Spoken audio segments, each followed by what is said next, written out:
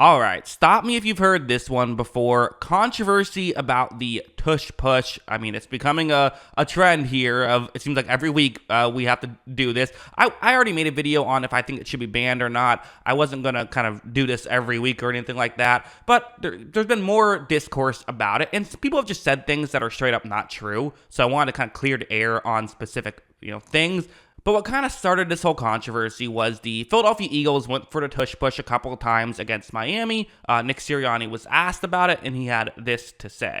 Because you've seen it, right? You've seen it across the league that people can't do it like we can do it. He would also then go on to say, if everyone could do it, everybody would. Where's the camera? If everybody could do it, everybody would do it. Which is a very fun, thing to say. Nick Sirianni, definitely a fun figure to be in the NFL. But at the same time, I think we all agree that's not necessarily how things work. Like, NFL teams do dumb things all the time and don't do things that work all the time. So obviously, if everybody could do it, it's not necessarily true that everybody would do it. But that is kind of the pushback, right? People are saying that the tush push should be banned because it's too dominant of a play. And Nick Sirianni and the Philadelphia Eagles are kind of saying it's not a dominant play, it's that we're dominant at that play. Other teams aren't as good at it, and there is some truth to back it up. So first, let's talk about the numbers, and then we'll get into some actual film about this specific play. So first, some numbers. So a regular quarterback sneak works 82% of the time. Quarterback sneak results in a first down 82% of the time. That's over the past couple of years. And I have to be clear on some of these upcoming numbers I'm going to use it's weird. I've seen some conflicting numbers on this. So while these are the ones I trust the most, I still wouldn't feel strongly to say this is definitely the case. And there are some small sample size things. But anyway, moving on. The tush push this season is actually lower than the quarterback sneak, which I think is going to be a big argument in the Eagles' favor of hey, the quarterback sneak is actually more effective, a regular quarterback sneak, than the tush push. The Eagles this season are at 85%. This is according to Ian Rappaport. So they're actually not that much better than the league is at this. They're right around what you would kind of expect for, a team that would be a little bit, on the better side of this. 85%, sure.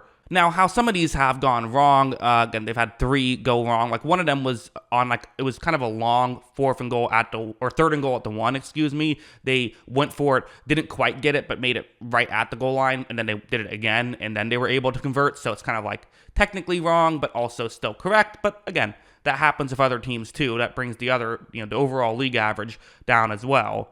The reality is, usually when a tush push is stopped, it is due to, something unusual, not just a team manning up and being able to hold them. Of course, last season, the Eagles, in 2022, converted 92% of the time. So a pretty significant jump there, right? I mean, that's a big difference, over 10% above league average. But again, to some degree, the Eagles should be doing better than league average, even if they had league average players, right? I mean, they practice this a lot more. They've done it a lot more in games, so you're going to just be better at it. That logically follows. Even if they didn't have, a really strong quarterback and, really strong offensive linemen and really strong players who can run behind Hurts and push him, even if you just had league average players, you still just on nature of doing something a lot are going to be better at it. Another interesting stat, the Giants in 2023 are currently at 90%. They're currently the tush push champions of this season, which is the big argument against just the idea that it is not an easy play. The Eagles are just good at it. Because everything we want to say about the Philadelphia Eagles of, great offensive line, really strong quarterback, the Giants have none of that, and they're still converting at a higher rate than the Philadelphia Eagles. It does seem to be this is more of a technique thing and an execution thing than it is a talent thing. Not to say that they don't have talented players, but just it is kind of making sure everyone does their job. Let's watch some film and compare a couple of these tush push plays. So this one was in that Miami game, 4th down and 1. So you see they're lined up as the tush push. And again, everyone knows what's coming here. We all know what play is happening. As you see, right off the bat, and this kind of happens pretty typically, there usually is kind of an immediate stop. Right off the bat, it's very rare for the Eagles to just get the first down immediately. It does happen, but a lot of times there is kind of this initial hold that happens. However, the Eagles players in the push aspect of it, I really think are underrated. You have a couple players there who are doing this, are helping push, and watch just how Hurts is going to move. I mean, as you see, they really go forward and are able to make that work. That's a key part of the play. I mean, a lot of times, well, people talk about Jalen Hurts' squatting ability, right? A lot of times his legs aren't even moving. A lot of times he's just pretty much just almost just holding the football and having people push all around him and eventually go forward. Well, obviously, him being as strong as he is and the offensive line being as strong as they are helps. To me, without a doubt, the biggest factor here for Philadelphia is just the fact that there's a well-oiled machine who has done this a number of times and can execute it correctly.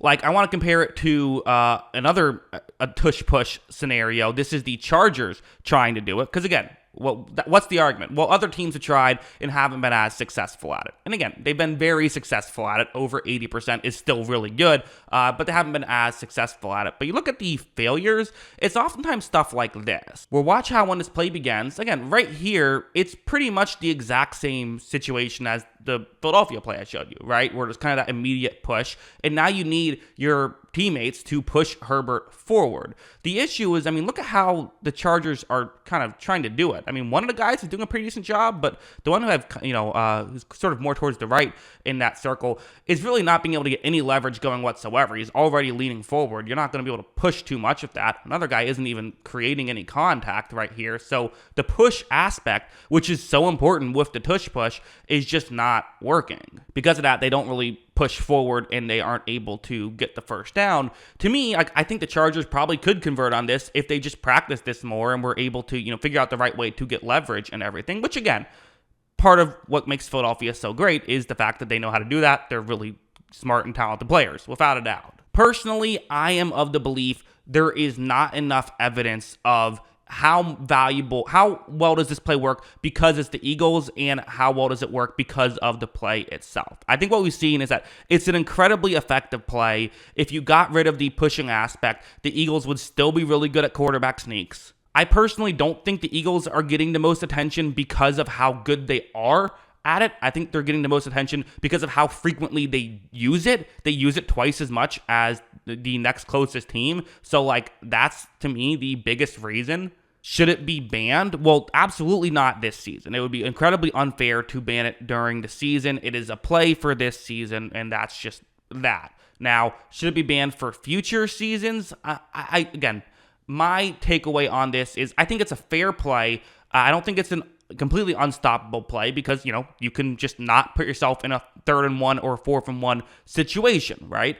But let's go to this situation where it's, this was a tush push where it's 4th down and 1. The Eagles are currently at their own 26-yard line, but they're going to have to give the ball back to Miami, you would think. But given the fact that it is, they could just do the tush push, that's not what they're going to end up doing. They're instead saying, hey, let's just go for it. To me, just the way I view football, I think it's an entertainment product. And I'm sorry, if you're not an Eagles fan or someone who roots for the Eagles or against the Miami Dolphins, right here, you don't want to see a tush push. You don't. It's not an exciting play. The novelty aspect of it is fun, but you wouldn't watch 100 of these plays in a row, right? It's fun because it happens only on small occasions. It's not something that's, it in itself isn't the exciting part of it. Maybe you like it. Maybe you would watch 100 of these in a row. I don't know. Fine. But I personally am not that interested in it, and that's why I think it should be banned, just simply from an entertainment perspective. But I also think the quarterback sneak in general probably should be banned because, like I said, it's an incredibly highly effective play anyways. They found a way to make a play that works 82% of the time, now work 92% of the time. But I don't know. Those are my thoughts, clearing up some things that people have said, just making sure that we talk about it this way. It is an effective play, even for teams that aren't the Philadelphia Eagles. Teams with bad offensive lines and not strong quarterbacks have still been successful at it. So it is kind of more of a team unity type of play than anything else. Is it dangerous? I don't know. I haven't seen anyone get hurt yet. So those are kind of my thoughts on all of this. Interesting thing to keep a lookout for in the future. But yeah, those are my thoughts. What are yours? Let me know in the comments below. Always love hearing from you. And of course, as always, thanks for watching.